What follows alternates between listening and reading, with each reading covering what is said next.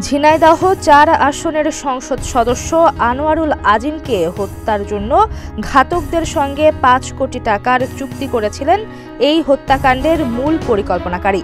এ ঘটনায় বাংলাদেশে গ্রেফতার ৩ জনকে জিজ্ঞাসাবাদে এসব তথ্য জানা গেছে।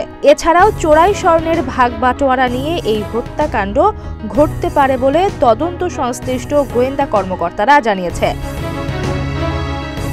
কলকাতার নিউ টাউনের অভিজাত আবাসিক এলাকার সঞ্জীবা গার্ডেন্সের একটি ফ্ল্যাটে ডেকে নিয়ে তাকে হত্যা করা হয়। হত্যার পর মরদেহ টুকরো টুকরো করে অজ্ঞাতনামা স্থানে গুম করে খুনিরা। এ ঘটনায় পুলিশ ঢাকার মোহাম্মদপুর ও সাভার থেকে ৩ জনকে গ্রেফতার করেছে। জানা যায়, আনোয়ারুল আজিম ১৩ মে দুপুরে গোপাল বিশ্বাসের বাসা থেকে বেরিয়ে কলকাতার নিউ টাউনের সঞ্জীবা গার্ডেন্সের একটি ফ্ল্যাটে যান। সেখানেই হত্যা করা হয় তাকে। ৫ কোটি টাকার চুক্তিতে কলকাতার ভাড়াটে খুনি দিয়ে খুন করা হয় সংসদ সদস্য আনারকে। আর পুরো কিলিং মিশনে নেতৃত্ব দেন আমানুল্লাহ নামের একজন।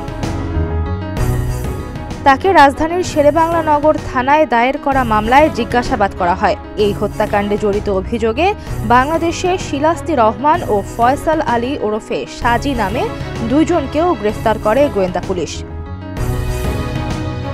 আটককৃতদের জিজ্ঞাসাবাদে জানা যায়, ছোটবেলার বন্ধু ও ব্যবসায়িক অংশীদার আক্তারুজ্জামান শাহিনের পরিকল্পনায় এই হত্যাকাণ্ড করা হয়। আর কলকাতার নিউ টাউনে যে ফ্ল্যাটে সংসদ সদস্যকে হত্যা করা হয় সেটি এই আক্তারুজ্জামানের ভাড়া করা। তিনি ঝিনাইদহের কোটচাঁদপুর পৌরসভার মেয়র মোহাম্মদ শহীদুজ্জামানের ছোট ভাই। তদন্ত সংশ্লিষ্ট সূত্র বলছে, পরিকল্পনাকারী আক্তারুজ্জামানের সঙ্গে কলকাতায় স্বর্ণের ব্যবসা ছিল সংসদ সদস্য আনারের। পরে ২ জন সীমান্তে স্বর্ণ চোরাচালান ও হুন্ডি কারবারও নিয়ন্ত্রণ করতেন। চোরাই স্বর্ণের ভাগবাটোয়ারা নিয়ে এই হত্যাকাণ্ড ঘটতে পারে বলে সন্দেহ করছে পুলিশ।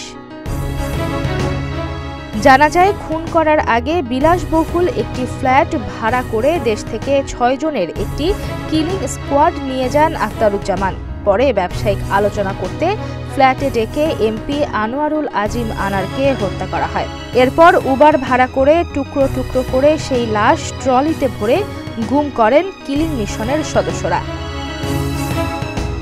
৫৬ বছর বয়সী আনোয়ারুল আজিম কলকাতায় গিয়ে পূর্ব পরিচিত গোপাল বিশ্বাস নামের একজনের বাসায় উঠেছিলেন। পরদিন চিকিৎসক দেখানোর কথা বলে ওই বাসা থেকে বের হওয়ার পর থেকেই নিখোঁজ ছিলেন তিনি। ডেস্ক রিপোর্ট, প্রতিদিনের বাংলাদেশ।